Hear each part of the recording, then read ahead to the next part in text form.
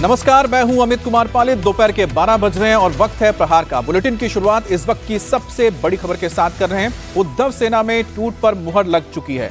9 में से 6 सांसदों ने बगावत कर दी है। उद्धव ठाकरे को 5 साल में दूसरी बार बड़ा झटका लगा है। बड़ी खबर है कि उद्धव सेना के बागी 6 सांसदों ने अलग गुट बना लिया है। व्हिप जारी होने के बाद भी 6 सांसद आज संसदीय दल की बैठक में शामिल नहीं हुए।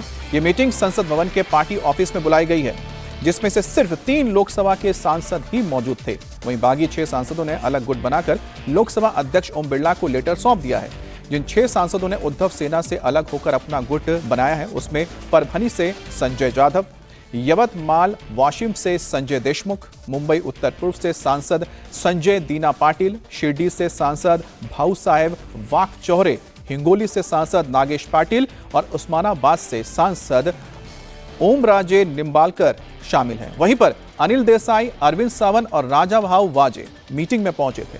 संजय राउत ने कहा है कि जो सांसद नहीं आए हैं वो बेईमान और गद्दार हैं।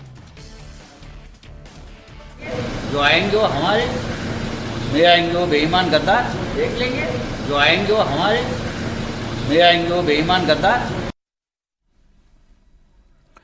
तो यहां पर संजय राउत को आप देख रहे हैं। संजय राउत ने इससे पहले भी जब करीब 11 बजे एक प्रेस ब्रीफ किया था या प्रेस मीटिंग की थी, उस दौरान भी उन्होंने कहा था कि वो बता देंगे कि किस तरह से पार्टी तोड़ी जाती है, यानी कि उन्होंने धमकी दी थी। और जो उनका बॉडी लैंग्वेज था उससे साफ था कि जो ये सांसद है, 6 सांसद, ये शायद शामिल नहीं होंगे। उनको पहले से ही इसका अंदेशा लग चुका था। उद्धव सेना में विद्रोह से जुड़ी एक और बड़ी खबर आ रही है। जो सांसद मीटिंग में नहीं पहुंचे, उनके खिलाफ एक्शन की तैयारी कर रहे हैं।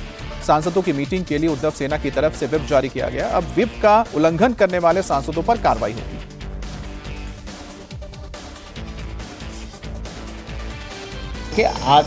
आज की बात बस इतनी है अरविंद जी कि आज आपने जो व्हिप बजाया है, व्हिप दिया है सबको, हम इंतजार करेंगे। हाँ, और तुरंत एक्शन शुरू होगा। नासिक से सांसद राजाभाऊ वाजे भी उद्धव कैंप के साथ हैं। राजाभाऊ वाजे मीटिंग में भी मौजूद है। मीटिंग से पहले वाजे ने कहा है कि उनका बाकी 6 सांसदों से कोई संपर्क नहीं है। अभी जिन्होंने संपर्क किया था उनसे बात कीजिए आप। मैंने किसी मेरे संपर्क में कोई नहीं है। मैं पार्टी के साथ हूँ, मैं पार्टी के संपर्क में हूँ, नेतृत्व के संपर्क में हूँ। वो जो बोलेंगे वो मैं करूँगा। जो बैठक है दीना पाटिल तथा वो मुझे बाकी के लोगों के बारे में कुछ मालूम नहीं। अब मेरे सहयोगी सचिन चौधरी हमारे साथ जुड़ गए हैं। सचिन, आखिरकार वही हुआ जो कहा जा रहा था, जो ऑपरेशन टाइगर है वो तो सक्सेसफुल हो गया। 6 जो सांसद है वो अलग गुट जा रहे हैं बनाने के लिए और एक बार फिर से यूबीटी, सेना यूबीटी टूट गई।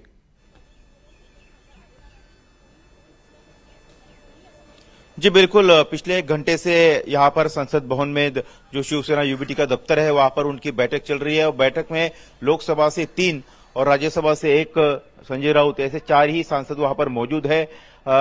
उद्धव ठाकरे ने अनिल देसाई को फोन करके उनसे जानकारी ली है और आगे की दिशा उसके कार्रवाई को लेकर और उस पर चर्चा की जाएगी। पार्टी की तरफ से जो सूत्र बता रहे हैं कि उनको कारण शो कॉज नोटिस एक दिया जाएगा कि आखिर वो व्हिप जारी होने के बावजूद इस बैठक में क्यों नहीं शामिल हुए, और फिर उनके जवाब से संतुष्ट न होने के कारण फिर उनके ऊपर आगे कानूनी कार्रवाई की जाएगी। लेकिन जैसे हम पहले से बता रहे हैं कि जो 6 सांसद है, जिसमें मराठवाड़ा से हिंगोली से नागेश पाटिल अष्टीकर, परभनी से संजय जाधव, धाराशिव से ओमराजे निंबालकर, मुंबई से संजय दीना पाटिल जी, शिरडी से भाऊ साहब वाकचौहरे और यवतमाल से संजय देशमुख, ये 6 सांसद शुरू से हमने जिनका नाम दिया था वो आज के बैठक में नहीं आए।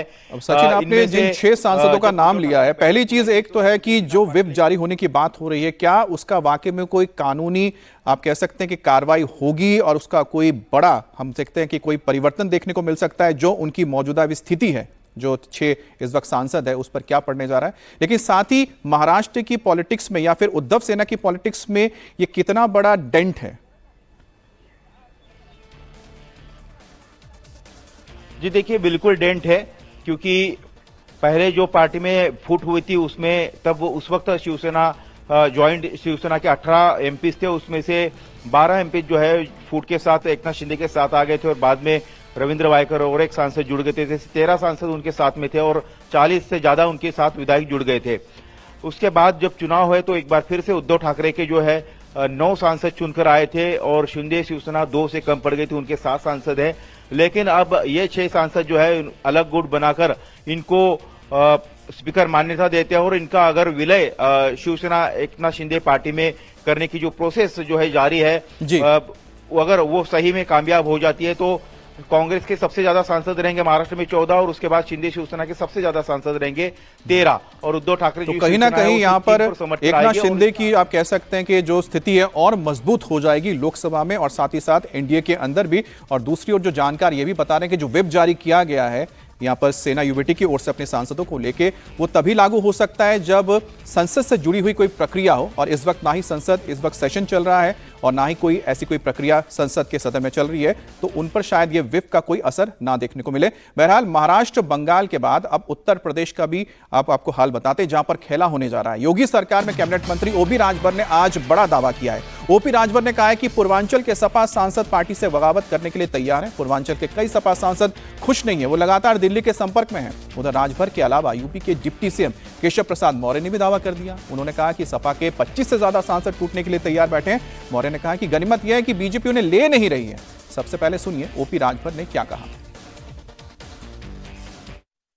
आप देखिएगा पूर्वांचल के बहुत से, जैसे अखिलेश यादव जी पीडीए चिल्लाते हैं ना, नाम तो दलितों का लेते हैं लेकिन दलितों के साथ बड़े पैमाने पर अत्याचार करते हैं, पिछड़ों के साथ बड़े पैमाने पर अत्याचार।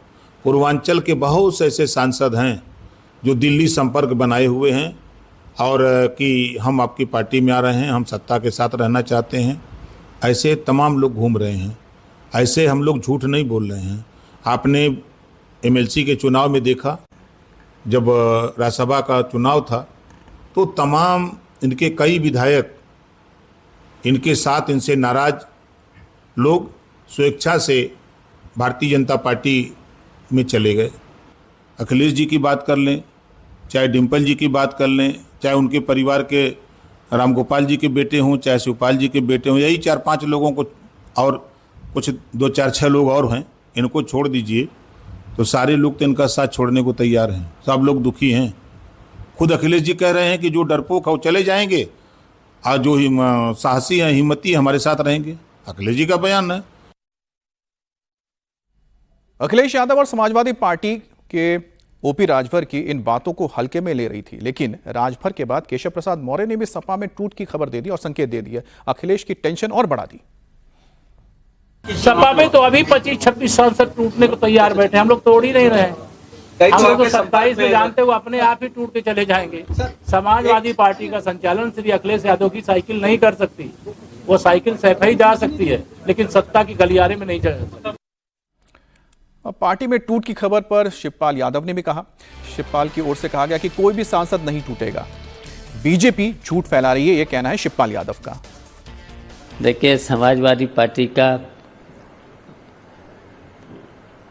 कोई भी सांसद टूटेगा नहीं और ये लोग अपनी टीआरपी बढ़ाने के लिए, इनकी टीआरपी बढ़े और अब चुनाव आने वाले हैं तो इनकी सीटों की बार्गेनिंग बढ़े और फिर बार्गेनिंग करके उनको जो भी सीटें मिले उनसे पैसे कमाएं। और यहाँ तक कि मुझे तो लगता है कि इन लोगों को ट्वीट करने का भी पैसा भारतीय जनता पार्टी देती हो, तो इसलिए इस तरीके की ये बातें करते हैं।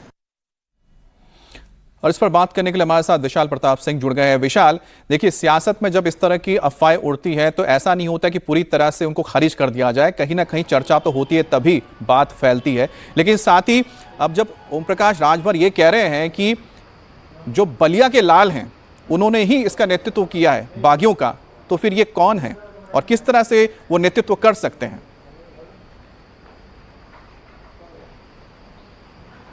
देखिए, इशारा उन्होंने बहुत साफ कर दिया है ओम प्रकाश राजभर ने कि बलिया के लाल हैं तो आखिर कौन होंगे। कल असल में ब्राह्मण समाज की महत्वपूर्ण बैठक थी समाजवादी पार्टी के कार्यालय में और उसमें बहुत सारे लोग मौजूद थे। ब्राह्मण समाज के तमाम नेता मौजूद थे, फिर वो चाहे गोरखपुर से विनय शंकर तिवारी हों, चाहे वो माता प्रसाद पांडे हो, चाहे वो बलिया के सांसद सनातन पांडे हों। जब सनातन पांडे से भी हम लोग की बातचीत हुई तो उनका ये कहना है कि जिस तरीके के आरोप ओम प्रकाश राजभर लगा रहे हैं वो इस बार विधानसभा तक नहीं पहुंच पाएंगे। यानी कि जो नाराजगी है, जो गुस्सा है, वो बहुत ज़्यादा है और इस बात को लेकर के इतना ज़्यादा है कि आप अंदाज़ा लगाइए कि जो जहूराबाद विधानसभा आती है, जहां से ओम प्रकाश राजभर चुन करके विधायक आते हैं, वो दरअसल बलिया लोकसभा के अंदर ही आती है। और ऐसे में जब उत्तर प्रदेश का चुनाव बहुत करीब आ गया है तो ऐसे समय में इस तरीके की मोमेंटम की बात करना, इस तरीके से टूट की बात करना निश्चित तौर पर दिखाती है कि आने वाले दिनों में समाजवादी पार्टी और जो भारतीय जनता पार्टी है, इसके बीच में ज़बरदस्त तरीके से न सिर्फ चुनावी वार होगी बल्कि जो सोशल मीडिया पर चल रहा है, जो ट्विटर पर चल रहा है, उसकी भी वार देखने को मिल रही है। हालांकि समाजवादी पार्टी के जो सीनियर नेता हैं वो लगातार इस बात से इनकार कर रहे हैं कि कोई भी हमारे पार्टी का सांसद बिल्कुल नहीं टूटना जा रहा है, सब लोग पीडीएस से जबरदस्त तरीके से इंटैक्ट हैं। लेकिन ओम प्रकाश राजभर अभी भी लगातार नहीं रुक रहे हैं, वो एक के बाद एक ट्वीट किए जा रहे हैं जो साबित करने के लिए काफी है कि ओम प्रकाश राजभर लगता है कि कुछ ना कुछ लोगों के टच में जरूर है, लेकिन यह सिर्फ और सिर्फ राजनीतिक स्टंट है या फिर इसमें कुछ सच्चाई भी है, या आने वाले दिन में ही पता चलेगा। लेकिन इस बात से इनकार विशाल, अगर ये राजनीतिक स्टंट ही है, अफवाही है, तो ऐसे में फिर तमाम हम देख रहे हैं कि बड़े बड़े नेता, पहले अखिलेश यादव फिर शिवपाल यादव आके बयान भी दे रहे हैं। ये सबसे ज़्यादा महत्वपूर्ण है जो आपने इस समय बोला अमित, कि अगर शिवपाल सिंह यादव, अखिलेश यादव, रामगोपाल यादव, इन सबको बाहर आकर के बयान देना पड़ रहा है तो निश्चित तौर पर वो भी चाहते हैं कि अपने न सिर्फ वोटर्स को कंसोलिडेट रखें बल्कि अपने जो सांसद हैं, अपने जो विधायक हैं, उनको भी इंटैक्ट रखने की ज़रूरत होती है। क्योंकि चुनाव से ठीक पहले अगर इस तरीके की कोई टूट होती है तो उसका सीधा जो असर होता है वो पार्टी के मोमेंटम पर पड़ता है, उनके पुरानी जो चुनावी राजनीति होती है, रणनीति होती है, उसके ऊपर असर पड़ता है। तो कोई भी पार्टी फिलहाल इस समय टूट का जो खतरा है वो अपने ऊपर नहीं लेना चाहती है। वजह सबसे बड़ी ये है कि उत्तर प्रदेश के चुनाव को अब कुछ महीने का वक्त बचा है, इसीलिए मोमेंटम कम से कम हाथ से ना जाने पाए, मोमेंटम हाथ से दूर ना जाने पाए, पार्टी को मजबूत रखा जाए, अपने जो वोट्स हैं उनको कंसोलिडेट किया जाए। इसीलिए फिलहाल समाजवादी पार्टी इस तरीके से आगे बढ़ करके इन सभी सवालों के जवाबों को दे रही है ताकि न सिर्फ पार्टी में टूट को रोका जा सके बल्कि पूरी ईमानदारी और मेहनत के साथ चुनाव में जनता के सामने जाया जा सके। विशाल, आगे तो एक और व्यक्ति को आना पड़ा है, क्योंकि जिस तरह से ओम प्रकाश राजभर ने अपने ट्वीट के जरिए बलिया के लाल का जिक्र किया था, अब बलिया के लाल का भी हम बता देते हैं कौन है, क्योंकि टूट की खबर के बीच पूर्वांचल के जो बलिया से सांसद है सनातन पांडे, उन्हीं को बताया जा रहा है कि एक तरह से चिन्हित किया गया या फिर उनकी ओर ही इशारा किया गया। अब सनातन पांडे कह रहे हैं कि देश के लिए जो होगा वो करेंगे लेकिन बीजेपी में नहीं जाएंगे। देश के लिए, देश की जहां जहां आवश्यकता पड़ेगी, देश को बचाने के लिए, गरीबों, मजलूमों, किसानों, दलितों, अदलित, पिछड़े अपने समाज के लोगों की रक्षा करने के लिए, भारत के संविधान की रक्षा करने के लिए, भारत के लोकतंत्र को बचाने के लिए अपने प्राणों की आहुति देनी पड़ेगी, तो भी मैं तैयार हूं। कौन सांसद है जो भारत के लोकतंत्र पर जो आघात हो रहे हैं उस पर बोलने का काम करता हो? कौन सांसद है कि अपने पदों से इस्तीफा देकर भारतीय जनता पार्टी के कुकर्मों का जवाब देना चाहता है? भारतीय जनता पार्टी अपने मिसर्जियों का उपयोग जो है विपक्ष की आवाज को दबाने के लिए करती है, और ये बात बहुत दिनों तक चलने वाली नहीं है। ओम प्रकाश जी को मैं इतना ही कहूंगा कि अपने दायरे में रहे और अपने दायरे में रहकर कोई बात करें। अब सनातन पांडे से हमारे सहयोगी शुएब रजा ने भी बात की है, आइए आपको सुनाते हैं। मेरे साथ इस वक्त समाजवादी पार्टी के सांसद सनातन पांडे जी मौजूद हैं। सनातन जी, जब से ओपी राजभर का जो पोस्ट आया है और उन्होंने कहा है कि जो बागी बलिया के बागी है वो एक नेतृत्व करेंगे बागी सांसदों के गुट का, चर्चाएं तेज हो गई है कि आप नेतृत्व करने वाले हैं। क्या टीएमसी और शिवसेना के टूट के बाद समाजवादी पार्टी में टूट होने वाली है? मुझे कोई भी ऐसी जानकारी नहीं है कि समाजवादी पार्टी में टूट होने वाली है, और टूट के बाद जो है हम उसका नेतृत्व करेंगे जैसा ओम प्रकाश राजभर ने कहा है। इतना ही शब्द मेरे दिल को बहुत पीड़ा पहुंचा रहा है। हम किसी राजा महाराजा का बेटा नहीं है, किसी पूंजीपति का बेटा नहीं हूं। हमारे पिता मामूली बस के कंडक्टर थे, हमको उन्होंने इंजीनियर बनाया। हम राजनीति में सेवा के भाव से आए, गरीब, दलित, पिछड़े, कमजोर लोगों की सेवा करने के लिए। और शुरू से ही बाय बर्थ मेरे मन में कभी किसी जात के प्रति छूत की भावना नहीं रहेगी। समाजवाद से ही परिवार चलता है, समाजवाद से ही देश चलता है, समाजवाद से ही एक व्यवस्था चलती है।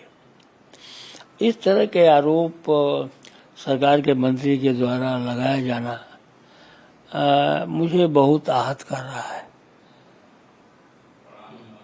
क्योंकि चूंकि मैं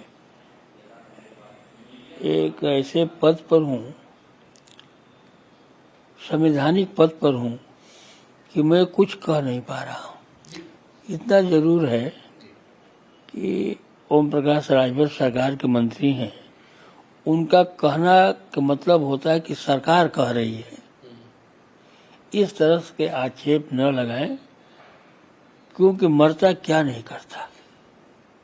सिर्फ वो नहीं कह रहे हैं, केशव प्रसाद मौर्य भी कह रहे हैं, उनसे आपकी मुलाकात भी हुई थी।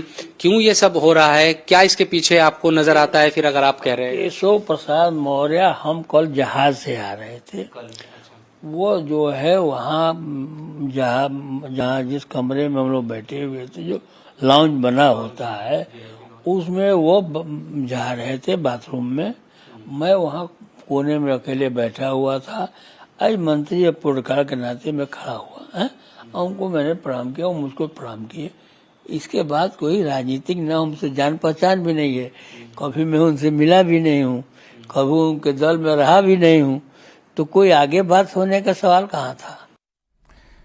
देखिए, सनातन जी ने कुछ ऐसी बातें कही हैं जिसमें उन्होंने कहा कि राष्ट्र के हित में जो भी होगा वो करने के लिए तैयार है, लेकिन फिर उन्होंने ये भी बताया कि वो विपक्ष के नेता हैं, वो भाजपा के साथ जा नहीं सकते। लेकिन साथ में उनसे ये भी जब पूछा गया कि मुलाकात को लेकर जो उनकी केशव प्रसाद मौर्य के साथ हुई, उस पर भी उन्होंने कहा कि अब उनसे मुलाकात उनकी हुई तो है, वो भले ही प्लेन में हुई हो, लेकिन बंगाल में जिस तरह से एक एक करके नेता जो दीदी की कस्में खाया करते थे, उन्होंने जैसे पलटी मारी है, उसके बाद से जो यूपी से खबरें आ रही है उसको बहुत हल्के में तो लिया नहीं जा सकता। अब सपा की टूट पर बोले मंत्री संजय निषाद ने क्या कहा? हमारे संपर्क में सपा के ज्यादातर सांसद हैं। और सरकार के जो मंत्री हैं वो कह रहे हैं समाजवादी पार्टी के तमाम सांसद और विधायक उनके टच में हैं। कल केशव प्रसाद मौर्य ने भी कहा कि 20 से 25 सांसद हैं जो ज्वाइन करना चाहते हैं भारतीय जनता पार्टी। इस तरह के आरोप और इस तरह के बयान आपके सहयोगी दल के द्वारा भी आ रहे हैं। देखो, कोई भी राजनीतिक व्यक्ति होगा, चाहे विधायक हो, चाहे सांसद हो, चाहे नहीं बना है, उसका एक ही काम है, हमें संवैधानिक अधिकार दिलाना। और संवैधानिक अधिकार क्यों दिलाना? क्योंकि संविधान में सम्मान, सुरक्षा, समृद्धि, समानता, स्वावलंबन सब है, सुख है। तो ये सारी चीजें तभी संभव जब हम सरकार के संविधान कौन लागू कराएगा? सरकार। और सरकार के साथ रहेंगे तभी हो पाएगा। अब सरकार आए थे सरकार बनाने, लोग सरकार बन नहीं पाई, तो अब बाहर रहेंगे तो जनता उनसे कहती है ना कि साहब कोई हमें आपने वादा किया था। तो सारे ज़्यादातर सांसद विधायक उनके पता हमारे पास भी संपर्क में है कि साहब हमको किसी तरीके दिल्ली ले चलो, अब दिल्ली बात कराइए। अब बंगाल में जो सियासी उथल पुथल शुरू हुई है उसका असर अब पूरे भारत पे पड़ता हुआ दिख रहा है, चाहे महाराष्ट्र हो या फिर इस वक्त उत्तर प्रदेश की बात करें। लेकिन एक बार फिर से बंगाल की बात कर लेते हैं, क्योंकि यहां पर दीदी को एक और झटका लग गया है, क्योंकि टीएमसी की ओर से हाईकोर्ट में एक याचिका दायर की गई थी। कलकत्ता हाईकोर्ट ने उस याचिका को एक तरह से आप कह सकते हैं कि झटका दे दिया दीदी को, क्योंकि बंगाल विधानसभा अध्यक्ष के फैसले पर अंतरिम रोक लगाने से इनकार किया गया है। यानी कि ऋतुब्रतो बनर्जी ही अब विधानसभा में नेता प्रतिपक्ष रहेंगे। आपको बता दें कि बाकी गुट के नेता ऋतुब्रतो बनर्जी ने शोभन देव को नेता प्रतिपक्ष बनाए जाने के खिलाफ फैसला लिया और अपने साथ 60 जो विधायक हैं उनके सिग्नेचर लेके सीधा स्पीकर से मिले और उन्होंने दावा कर दिया कि वही एलओपी है, यानी कि लीडर ऑफ द ऑपोजिशन है। अब इसको चैलेंज किया गया ममता बनर्जी की ओर से हाईकोर्ट में। अब हाईकोर्ट ने क्या कहा? हाईकोर्ट ने इस पर रोक लगाने से मना कर दिया। आज से बंगाल विधानसभा के बजट सत्र की शुरुआत हो गई है और ऐसे में यह फैसला जब आया है तो मतलब साफ है कि शोभन देव नहीं, ऋतुब्रतो बनर्जी ही इस वक्त टीएमसी की या फिर कह सकते बागी गुट का नेतृत्व करेंगे और एलओपी के तौर पर वो बैठेंगे।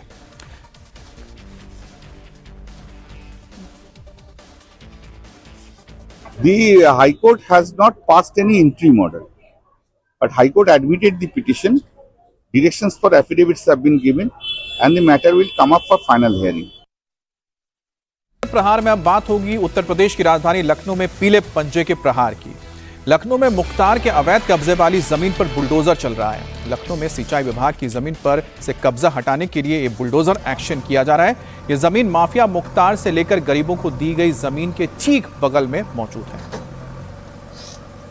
लखनऊ के पौष इलाके डालीबाग में इस समय सिंचाई विभाग की तरफ से अतिक्रमण हटाओ अभियान चलाया जा रहा है और इसके तहत जो योगी सरकार का बुलडोजर है, पीला पंजा है, वो फिलहाल इस समय यहाँ पर आप देखिए कि डालीबाग से सटा हुआ जो हजरतगंज का इलाका है, यहाँ पर ध्वस्तीकरण की जो कार्रवाई है उसको अमल में लाया जा रहा है। जो घर अवैध तरीके से बने हुए थे, अवैध तरीके से यहाँ पर कब्जा करके बने हुए थे, उन सारे ज़मीनों पर जो मकान बना लिए गए थे अवैध तरीके से, गलत तरीके से, उनको फिलहाल योगी सरकार का जो बुलडोज़र है, पीला पंजा है, वो फिलहाल यहाँ पर कार्रवाई कर रहा है और इस कार्रवाई के तहत इस बड़ी ध्वस्तीकरण कार्रवाई को अंजाम दिया जा रहा है। और आप देखिए कि किस तरीके से जो अवैध निर्माण हैं, उन अवैध निर्माणों को फिलहाल यहाँ पर तोड़ा जा रहा है।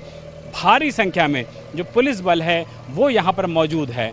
बड़ी संख्या में पुलिस बल के जो लोग मौजूद हैं, हजरतगंज थाने की जो फोर्स है उसको यहाँ पे डिप्लॉय किया गया है। बड़ी संख्या में महिला पुलिस को बुलाया गया है क्योंकि घर यहाँ पे जो बनाए गए हैं वो सरकारी ज़मीन यानी कि सिंचाई विभाग की ज़मीन पर बनाए गए हैं। लोगों को नोटिस तामील की गई है, बावजूद इसके ये फ्लैट्स यहाँ पर जो बनाए गए थे मुख्तार अंसारी की ज़मीन को खाली करवा करके उसके ठीक बगल की ये ज़मीन है। पौष इलाका है, अभी भी आप देखिए कि जो लोग हैं वो अंदर मौजूद हैं और उसके बाद उनको बाहर निकाला जा रहा है, उनको ताकीद किया जा रहा है और फिलहाल इस कार्रवाई को अंजाम दिया जा रहा है लखनऊ के सिंचाई विभाग की तरफ से, क्योंकि जो ज़मीन है वो सरकारी है और उसकी जानकारी लोगों को पहले दी जा चुकी थी, लोगों को नोटिस तामील की जा चुकी थी। बावजूद इसके अगर लोग यहाँ से नहीं हट रहे हैं तो निश्चित तौर पर कार्रवाई भी होगी और पुलिस बल यहाँ पर मौजूद इसीलिए है कि कोई भी अगर इसका विरोध करता है तो कम से कम फिलहाल यहाँ पर किसी की बात को भी सुना नहीं जाएगा। ये देखिए यहाँ पर फिलहाल जो लाउड हेलर्स हैं उसके जरिए लोगों को जानकारी दी जा रही है।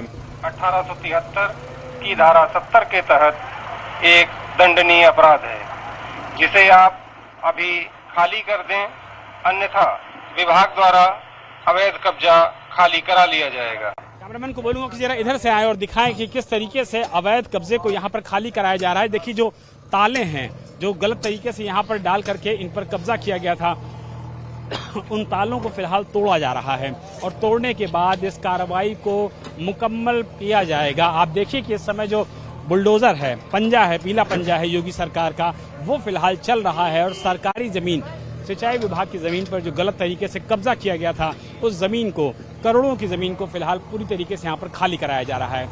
माफिया मुख्तार अंसारी से जो ज़मीन सरकार ने खाली कराई थी, गरीबों को जो आवाज़ दिए गए थे, ये देखिए ये वही ज़मीन है जहां माफिया मुख्तार से जो ज़मीन खाली कराई गई थी। उसके बाद इन सारी जगहों पर आम लोगों को, गरीब लोगों को फ्लैट्स दिए गए हैं और उससे बिल्कुल सटी हुई ज़मीन है ये सिंचाई विभाग की और यहाँ पर भी इस कार्रवाई को अमली जामा पहनाया जा रहा है। बड़ी संख्या में पुलिस फोर्स तैनात है, बड़ी संख्या में लोग मौजूद हैं और बड़ी संख्या में महिला पुलिस को भी तैनात किया गया है ताकि कोई भी विरोध अगर करता है तो उसके विरोध को कम से कम यहाँ पर पूरी तरीके से मना किया जा सके, क्योंकि लोगों को नोटिस दी गई थी, जानकारी दी गई थी, ताकीद की गई थी और उसके बाद लाउड हेलर्स के जरिए लोगों को जानकारी देने के बाद भी अगर इस तरीके की कार्रवाई फिलहाल यहाँ पर चल रही है और लोग अपना सामान नहीं हटा रहे हैं तो निश्चित तौर पर यहाँ पर न सिर्फ कार्रवाई भी होगी बल्कि बुलडोज़र एक्शन भी होगा और इसी बुलडोज़र एक्शन के तहत फिलहाल यहाँ पर जो सरकारी ज़मीन है, नज़ूल की ज़मीन है, उसको खाली करा रहा है उत्तर प्रदेश का सिंचाई विभाग और ये बड़ी कार्रवाई अमली जामा पहन रही है। कार्रवाई अमल में लाई जा रही है लखनऊ के पौष इलाके डालीबाग में, जो कि हजरतगंज का हिस्सा है। यहाँ से मुख्यमंत्री आवास बमुश्किल 1 से 1.5 किलोमीटर की दूरी पर है और उसके बगल में सिंचाई विभाग का अगर इस तरीके से ज़मीन पर कब्जा होता है तो अपने आप में ये हैरानी की बात है और इसीलिए फ़िलहाल इनको नोटिस देने के बाद इन जो अवैध प्रॉपर्टीज़ हैं इन पर पीला पंजा चल रहा है योगी सरकार का। सपा में बगावत की खबर के बीच शिवपाल यादव से इंडिया टीवी ने बात की। शिवपाल यादव ने क्या कहा यह भी आपको सुनाते हैं। भारतीय जनता पार्टी में मंत्री ओम प्रकाश राजभर ने जिस तरीके के एक्स पर पोस्ट किए हैं उससे बातचीत करने के लिए हमारे साथ मौजूद हैं समाजवादी पार्टी के वरिष्ठ नेता और मौजूदा विधायक शिवपाल सिंह यादव जी। सर, ओपी राजभर जी ने जो ट्वीट किए हैं, जो बातें एक्स पे लिखी हैं, उसको बताने की ज़रूरत तो है नहीं है। सबसे पहले तो आपसे जानना चाहूँगा कि इन ट्वीट्स का, इन एक्स पर पोस्ट की उत्तर प्रदेश से चुनाव से पहले वजह क्या है? देखिए, जो ये ट्वीट करते हैं इनका भी पैसा इनको भारतीय जनता पार्टी से मिलता है, और जब जब चुनाव आते हैं तब ये बार्गेनिंग करते हैं, जैसे हमें सीटें मिलें ज़्यादा, और सीटें ज़्यादा मिलें तो उसमें पैसे कमाएं। और ये अगर समाजवादी पार्टी से अगर नहीं पहला चुनाव लड़े होते तो इनका खाता भी नहीं खुलता। और अब की बार ऐसा होगा, देखिए, जहाँ से ये लड़ेंगे वहाँ मुझे अपनी मीटिंगें लगानी पड़ेंगी।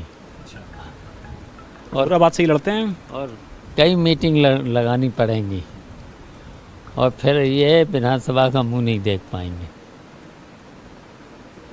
कहना कि समाजवादी पार्टी में इस बार जो टूट होगी, बलिया का जो बागी लाल होगा वो उसका नेतृत्व करेगा। इशारा उन्होंने साफ तौर पे सनातन पांडे से कहा की तरफ किया। सनातन पांडे से भी इंडिया टीवी की बातचीत हुई, उन्होंने कहा कि भाई हम तो शुरुआत से ही समाजवादी पार्टी में रहे, और इस बार जो बात आपने रिपीट किया कि भाई विधानसभा का मुँह नहीं देखेंगे, ये बात उन्होंने भी रिपीट कही है। आहत काफ़ी दिखे वो।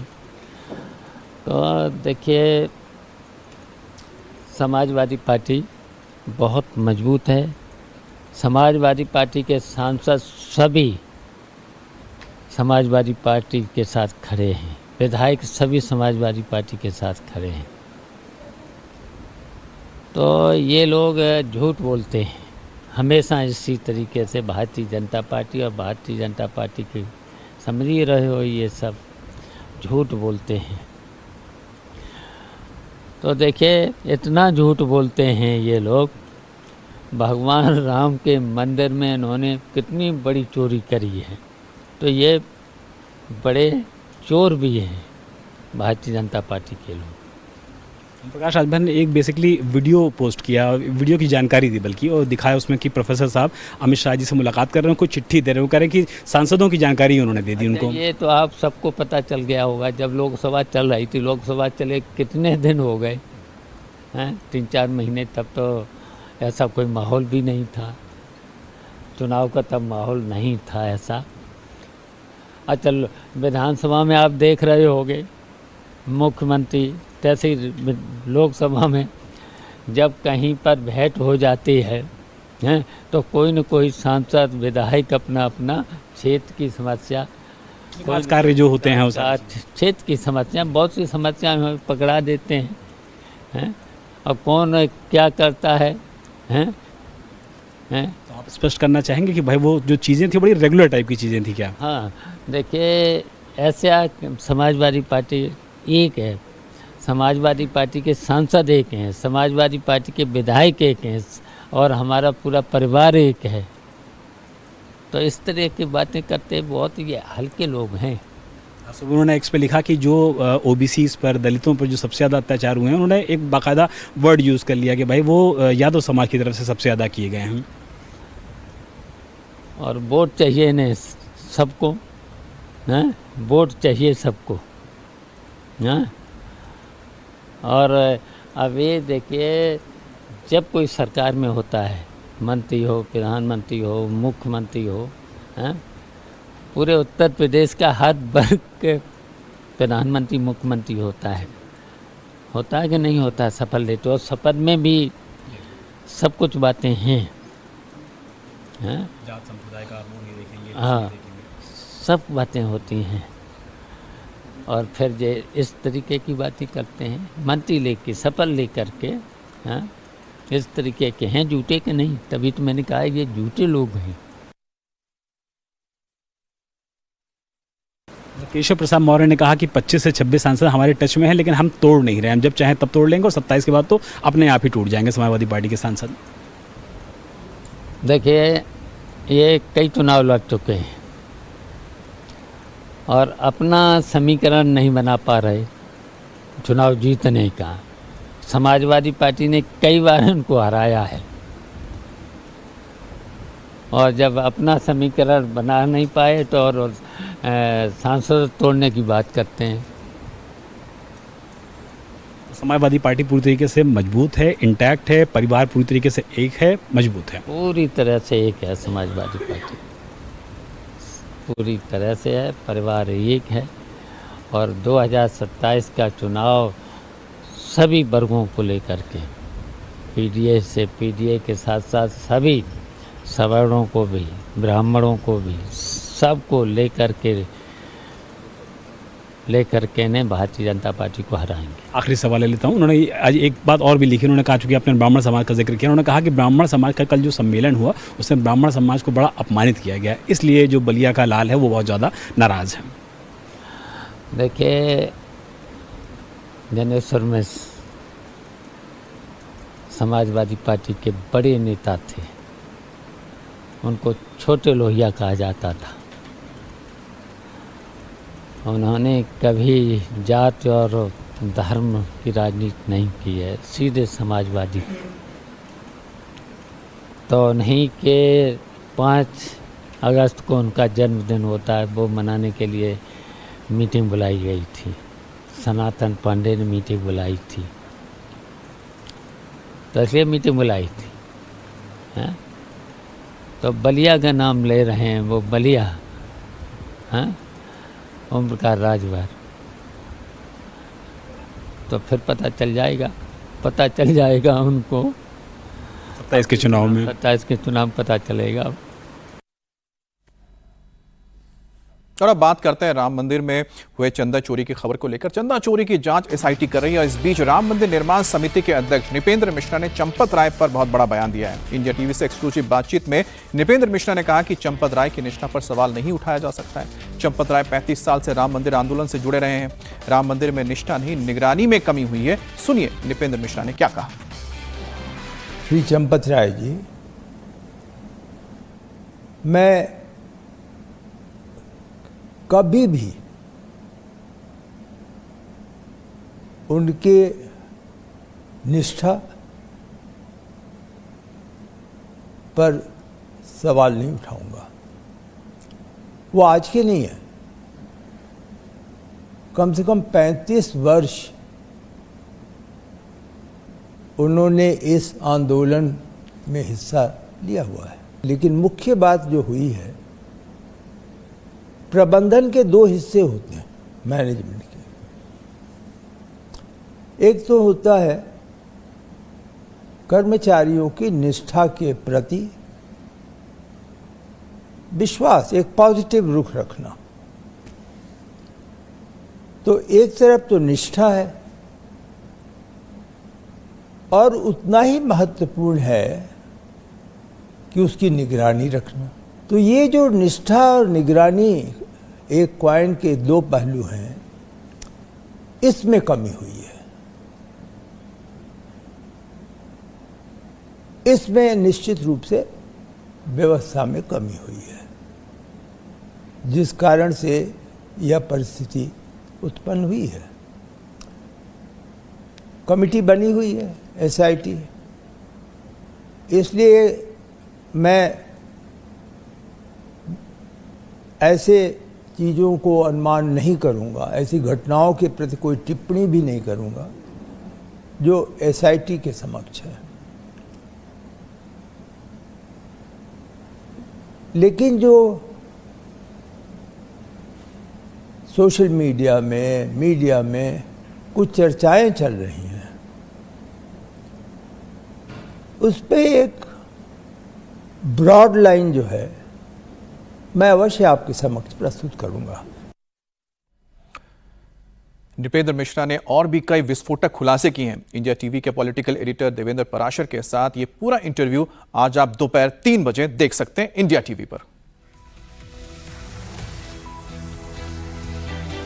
करोड़ों लोगों की आस्था का केंद्र प्रभु राम के मंदिर में चोरी किसने की, इसको लेकर जांच तो चल रही है और अब से थोड़ी देर पहले एसआईटी की टीम चढ़ावा चोरी की जांच के लिए राम मंदिर पहुंच भी गई। आज जांच का चौथा दिन है। चढ़ावा की रकम किसने उड़ाई, योगी की एसआईटी एक एक पहलू की जांच कर रही है। मंदिर ट्रस्ट के बड़े पदाधिकारियों से लेकर छोटे कर्मचारियों से पूछताछ हो रही है। अब तक एसआईटी के रडार पर 42 से ज्यादा कर्मचारियों से पूछताछ हो चुकी है।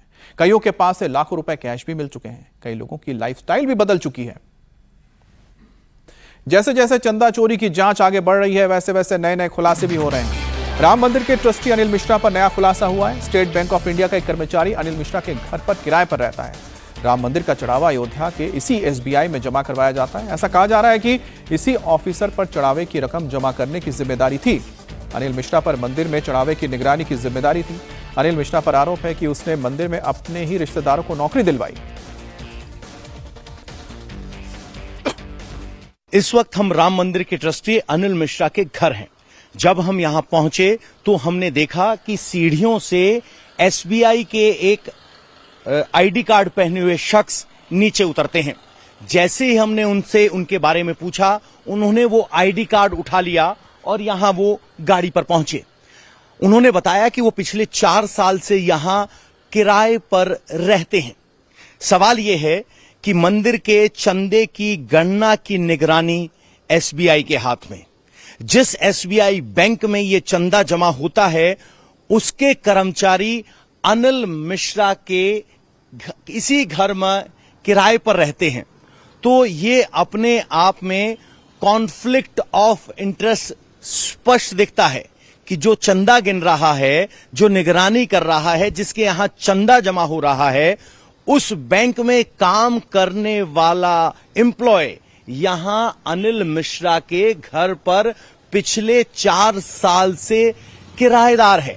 यह बहुत सारे कॉन्फ्लिक्ट ऑफ इंटरेस्ट के सवाल खड़े कर रहा है। जब हमने उनसे नाम जानना चाहा तो उन्होंने कहा कि SBI की तरफ से वो बोलने के लिए अधिकृत नहीं है, लेकिन उन्होंने ये जरूर कहा कि वो यहां 4 साल से किराए पर रह रहे हैं और अनिल मिश्रा के घर पर किराए पर रहना कोई अपराध नहीं है। लेकिन हमारा सवाल ये है कि जिसके ऊपर चंदे की निगरानी या बैंक में चंदा जमा कराने की जिम्मेदारी है, वही अधिकारी ट्रस्टी के घर पर किराएदार कैसे हो सकता है? क्या इसमें आपको कोई कॉन्फ्लिक्ट ऑफ इंटरेस्ट नजर नहीं आता? राम मंदिर के चढ़ावे में चोरी को लेकर शिवपाल यादव की ओर से भी बयान आया है। समाजवादी पार्टी की ओर से लगातार इस मुद्दे को लेकर बीजेपी पर हमला किया जा रहा है। अब सपा नेता शिवपाल यादव ने कहा कि बीजेपी के राज में इस चोरी की निष्पक्ष जांच नहीं हो सकती। शिवपाल यादव ने कहा कि राम मंदिर में बड़े पैमाने पर चोरी हुई है और इसमें बड़े बड़े लोग शामिल हैं। देखिए, बहुत बड़े पैमाने पर चोरी हुई है। शुरुआत से ही चोरी हुई है वहाँ पर। और देखिए, निष्पक्ष जांच होना चाहिए, लेकिन भारतीय जनता पार्टी के रहते निष्पक्ष जांच नहीं होगी। ये मुझे जो ऐसा चोरी में शामिल है, उनका ड्राइवर था, तो ड्राइवर पर जब इल्जाम लगा रहे हैं, ड्राइवर पर, अच्छा ड्राइवर की क्या हैसियत थी? और इसमें बड़े से बड़े लोग भी शामिल हैं इस चोरी में। तो निष्पक्ष बिल्कुल संस्था से, लेकिन दुर्भाग्य है हमारे देश प्रदेश का, सभी संस्थाओं पर इस तरीके से कब्जा करते चले जा रहे हैं भारतीय जनता पार्टी के लोग। तो इनसे उम्मीद नहीं है जो निष्पक्ष जांच होने की। लेकिन हम तो अपील करेंगे उत्तर प्रदेश की जनता से 2027 के चुनाव में इन बेईमानों को, इन झूठ बोलने वालों को हराएं। और बड़ी खबर, 21 जून को नीट की दोबारा परीक्षा होगी। पेपर लीक को लेकर इसे फुल प्रूफ बनाने के लिए युद्ध स्तर पर तैयारियां भी की जा रही हैं। पेपर आउट होने के डर से इस बार ट्रांसपोर्टेशन में एयरफोर्स के विमानों की मदद ली जा रही है। वायुसेना नीट के पेपर्स को अलग अलग शहरों में पहुंचा रही है। अब तक 200 से ज्यादा उड़ानें भरकर वायुसेना ने पेपर्स को 20 से ज्यादा शहरों में पहुंचा भी दिया है। सरकार एग्जाम को फेयर बनाने के लिए हर वो कदम उठा रही है जिसकी वजह से एग्जाम को और पूरी तरह से पारदर्शी बनाया जा सके। इससे पहले सरकार ने टेलीग्राम मैसेजिंग ऐप पर भी अस्थायी बैन लगा दिया है। ये पाबंदी 22 जून तक जारी रहेगी। 21 जून को नीट का री एग्जाम होना है। लाखों छात्रों के भविष्य इस बार खिलवाड़ ना हो उनके भविष्य से, और यही वादा एनटीए ने भी किया है। 3 मई को नीट पेपर लीक हुआ था, जिसके बाद सरकार ने उसे रद्द कर दिया। लिहाजा इस बार कोई रिस्क नहीं लिया जाएगा। सरकार ने दावा किया है कि हर हाल में लीक प्रूफ परीक्षा करवाई जाएगी। तो ये तस्वीरें आप देख रहे हैं, नीट परीक्षा होने जा रही है। री एग्जाम होगा 21 तारीख को और उससे पहले वायुसेना के विमानों के जरिए तमाम पेपर्स को अलग अलग शहरों में पहुंचाया जा रहा है। और इसके अलावा सरकार ने एक और अहम कदम उठाया है। टेलीग्राम ऐप को 22 तारीख तक के लिए इस पर पाबंदी लगा दी गई है, क्योंकि कई बार यही होता है कि इस ऐप के जरिए पेपर लीक होने की खबर आती है। अब इसमें एक बहुत ही अहम फीचर है।